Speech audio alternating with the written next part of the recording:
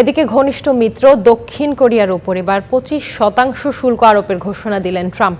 দক্ষিণ কোরিয়ার রপ্তানি বাণিজ্যে 15% থেকে বাড়িয়ে এখন থেকে 25% শুল্ক আরোপ করা হলো। সামাজিক যোগাযোগ মাধ্যমে ট্রাম্প অভিযোগ করেন, গত বছর হওয়া বাণিজ্য চুক্তির শর্ত মানতে ব্যর্থ হয়েছে সিউল। ট্রাম্পের দাবি, যুক্তরাষ্ট্র দ্রুত শুল্ক কমালে দক্ষিণ কোরিয়ার সংসদ চুক্তি অনুমোদনে দেরি করছে। তবে দক্ষিণ কোরিয়া জানিয়েছে, শুল্ক বাড়ানোর বিষয়ে তারা কোনো আনুষ্ঠানিক নোটিশ পায়নি। বিষয়টি নিয়ে ওয়াশিংটনের সঙ্গে জরুরি আলোচনায় বসতে চায় সিউল।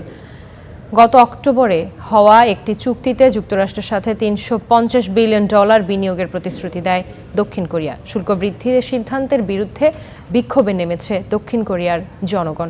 সিউলে মার্কিন দূতাবাসের সামনে প্রতিবাদ বিক্ষোভে যোগ দেন তারা।